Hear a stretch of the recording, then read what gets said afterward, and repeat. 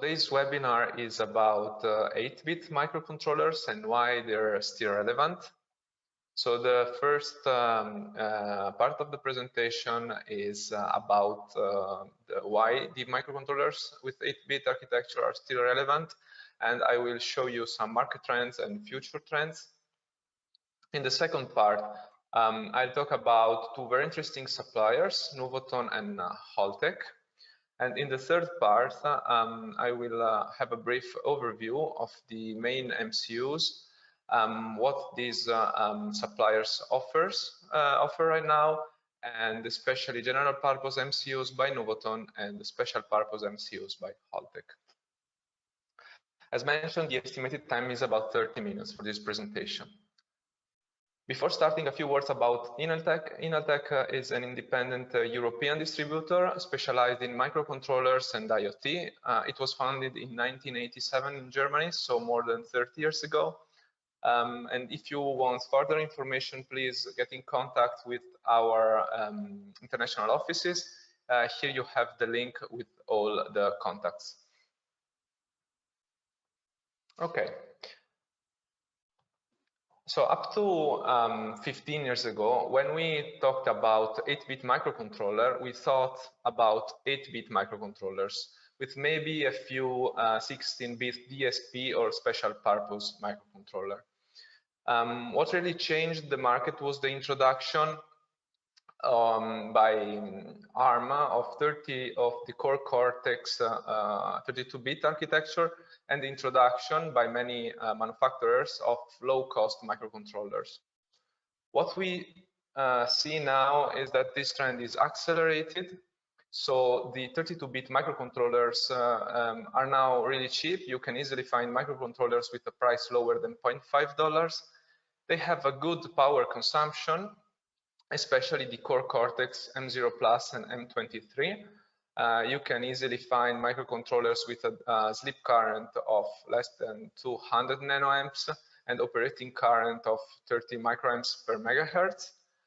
But all this trend will be even more accelerated because recently there have been introduction of the RISC-V architecture, which is an open architecture, so it doesn't require royalties, is scalable, and so this architecture will push the price even lower, and also the consumption can benefit from this new paradigm.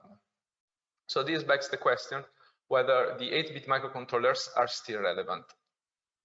To put into perspective, we can take a look to at the market of the microcontrollers. Here you see the North American market.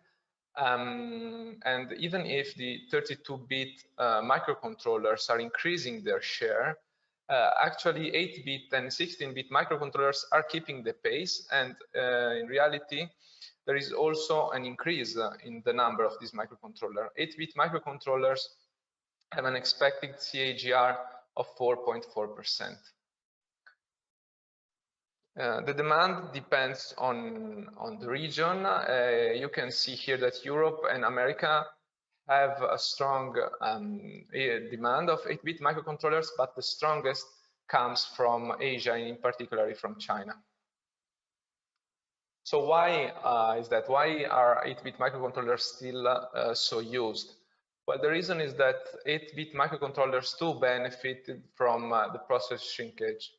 So since the 8-bit core needs a very small area on the chip, there is a place to introduce a lot of peripherals. Usually 8-bit microcontrollers have many peripherals.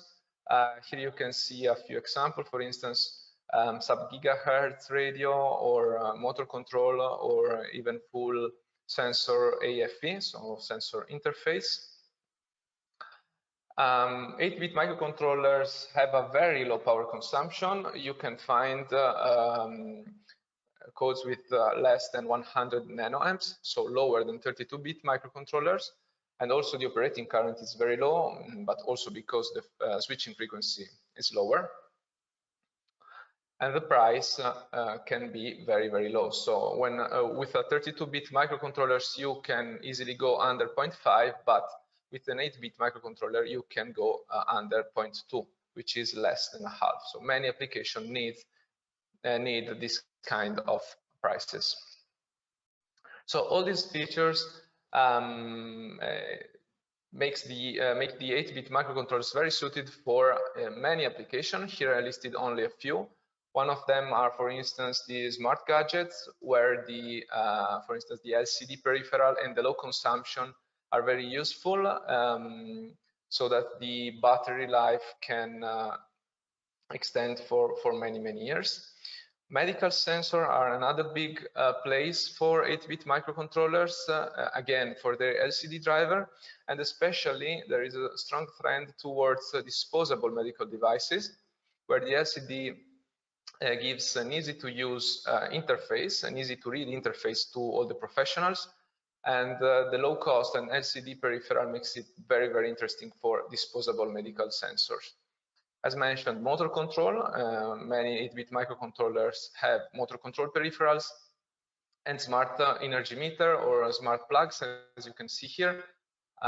We need to reduce our consumption for environment concerns, and so having a sensor which help us to have a look, to keep an eye on our consumption is very useful. So which are the main MCU suppliers? Here you see the MCU suppliers by market share. I'm pretty sure all of you know all of these suppliers. Some of them have recently been noted for the dwindling and unstable supplies for both old and new orders, and especially for 8-bit microcontrollers. Some of them even push their customer to move toward the 32-bit architecture, because many of 8-bit microcontroller families will probably go in end of life.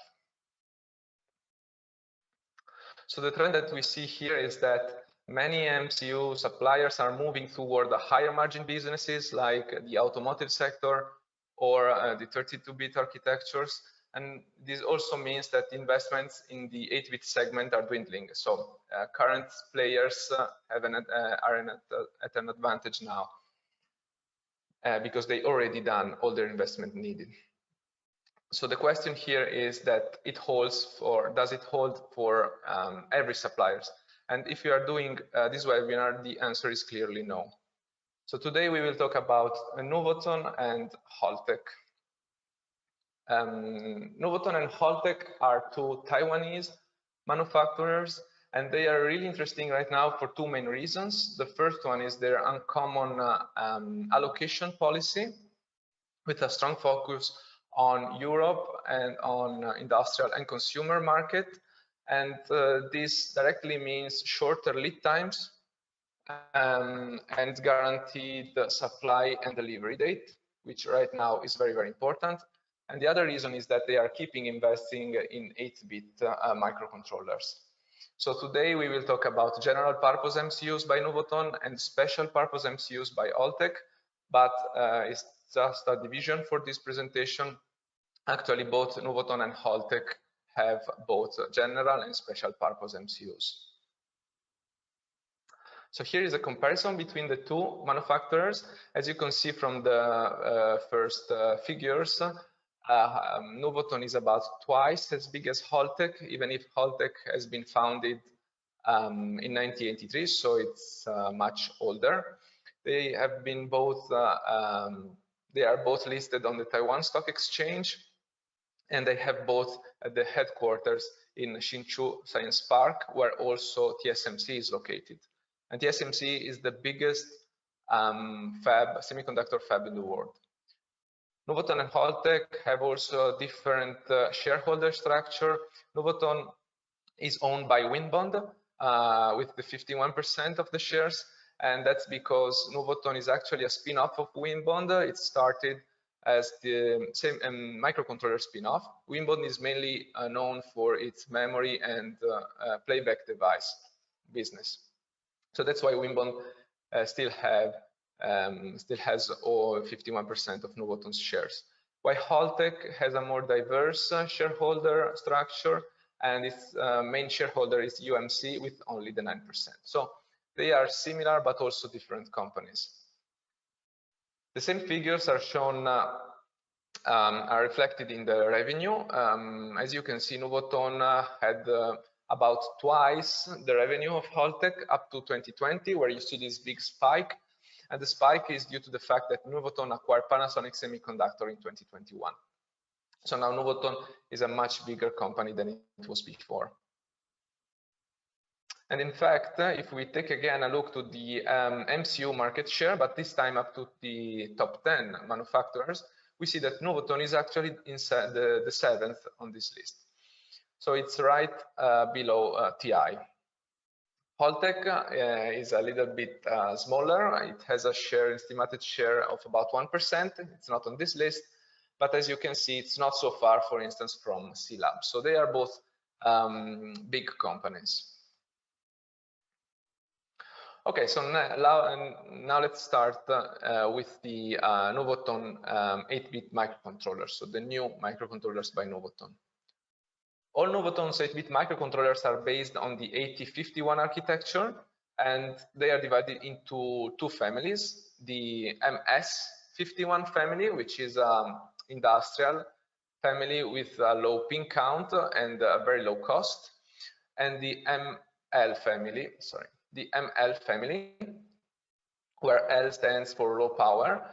And this family has lower consumption, but also additional peripherals like LCD driver and touch.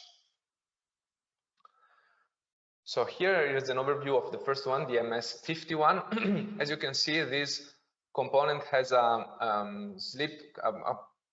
high slip current with 9 microamps, so it's not a low power device, but it has a wide range of input voltage and a wide range of temperature.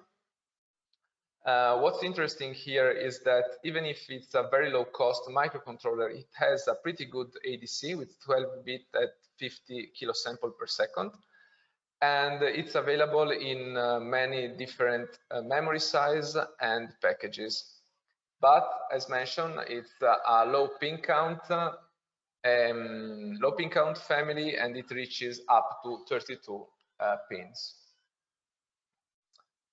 It's meant for industrial application. The ML family is a little bit bigger. So the base family is the ML51, and very similar. There's the ML54, which is the same but with the LCD driver, and the 56 with both LCD driver and touch peripheral. So here in green you see the differences between the ML51 and the MS51.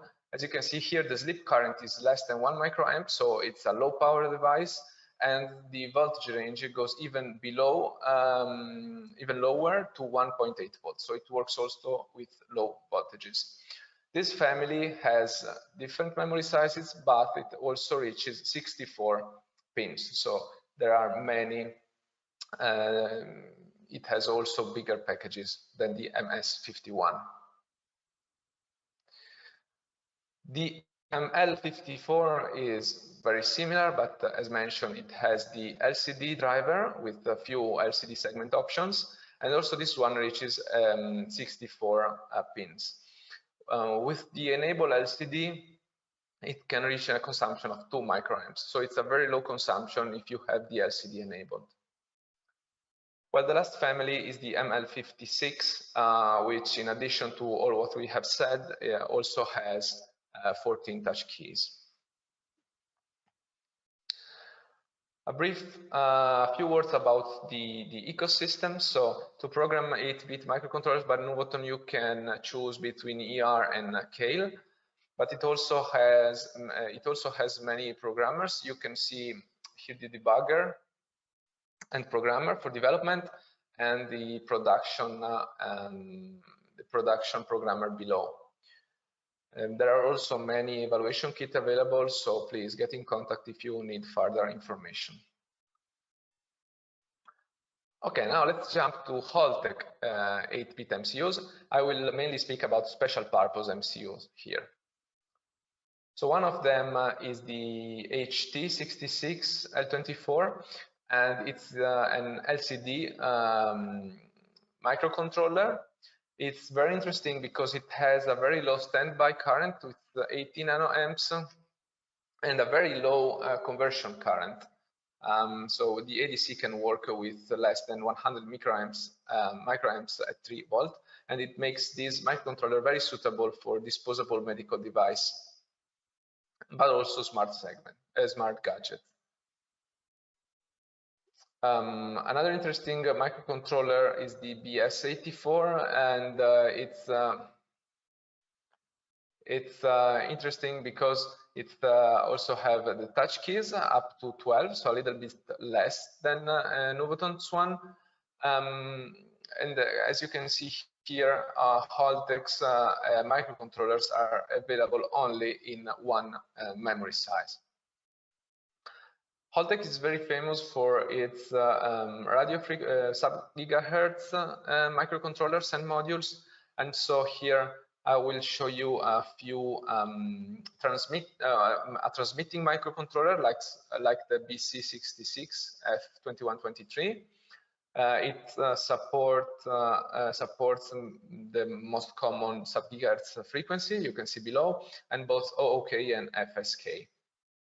Holtek also has the receiving MCUs, the 2332 and 2342, covering the same frequencies, and they are both FCC and HCI compliant.